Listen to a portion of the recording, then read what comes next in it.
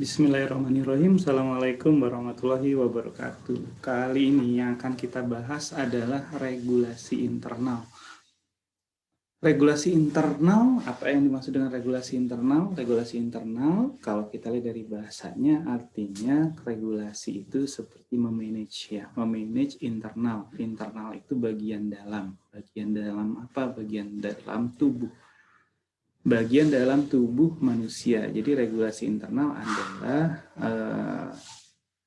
manajemen tubuh kita, regulasi tubuh kita dalam mengatur fungsi-fungsi yang ada di dalam tubuh kita sehingga tetap bisa berjalan secara optimal.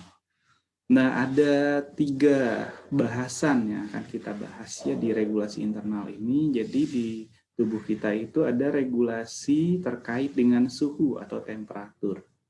Kemudian ada regulasi terkait dengan cairan. Jadi nanti akan ada yang namanya regulasi haus, rasa haus. Kemudian regulasi lapar. Regulasi lapar artinya yang diregulasi adalah energi dalam tubuh.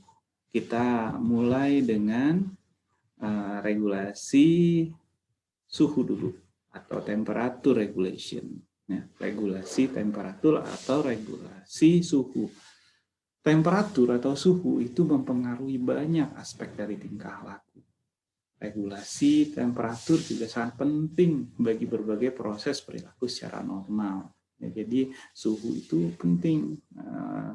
Dan kita juga tahu bahwa ketika seseorang itu dalam kondisi normal, dia akan dapat bertingkah laku dengan baik. Tapi ketika dalam kondisi yang suhunya itu tinggi, akan terjadi perbedaan.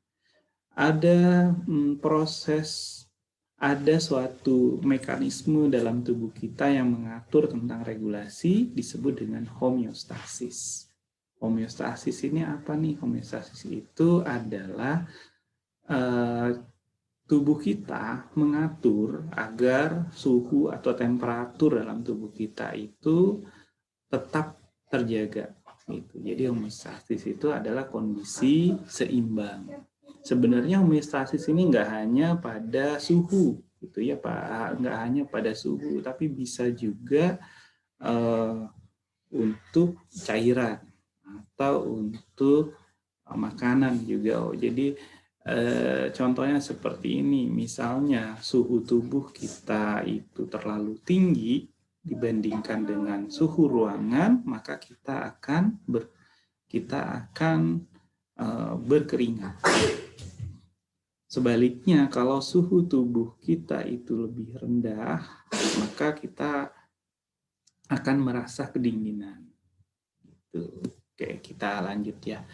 Tadi kita sudah tahu konsep tentang homeostasis atau konsep keseimbangan dari tubuh kita. Nah, untuk memahaminya juga kita harus paham tentang set point.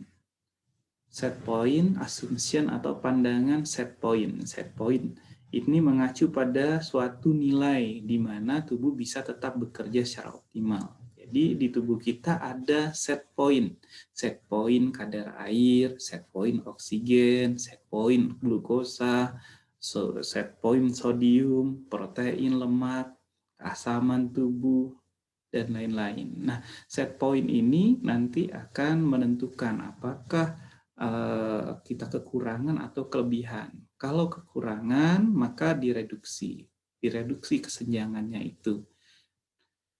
Proses mereduksi kesenjangan kondisi set point itu disebut dengan negative feedback. Negative feedback terjadi negative feedback. Kemudian selain tadi ada set point, ada homeostasis, kemudian negative feedback, terus ada juga konsep tentang allostasis.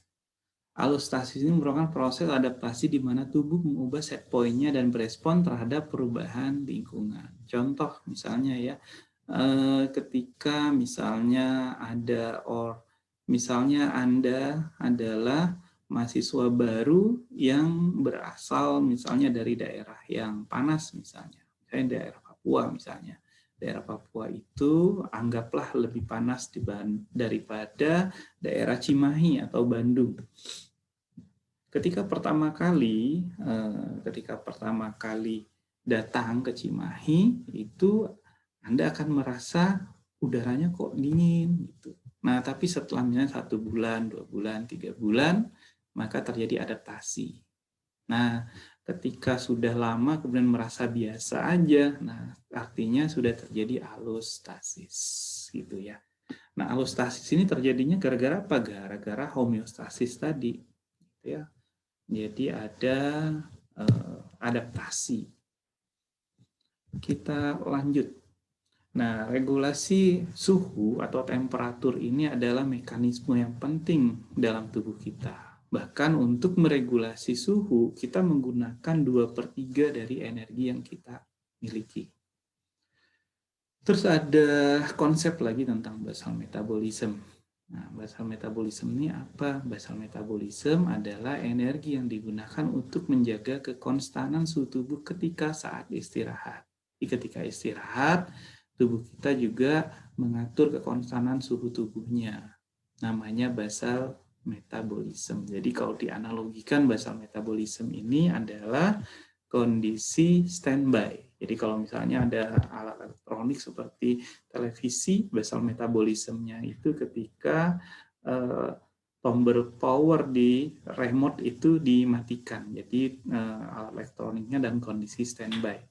Listriknya kan listriknya itu energi yang dibutuhkan lebih sedikit dibandingkan dengan ketika dia dinyalakan, ketika dia aktif. Nah, basal metabolism itulah energi yang digunakan ketika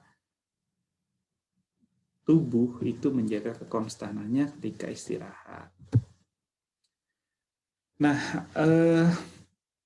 pada makhluk hidup, meregulasi temperatur atau meregulasi suhu itu terbagi menjadi 2.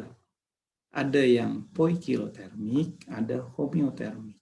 Poikilotermik itu gimana? Poikilotermik itu adalah temperatur suhu tubuhnya itu menyesuaikan dengan suhu lingkungan. Jadi ada makhluk hidup yang temperatur suhunya itu menyesuaikan dengan lingkungan. Seperti amfibi, kodok, katak, reptil, ular, ikan. Itu mereka menyesuaikan dengan suhu lingkungan.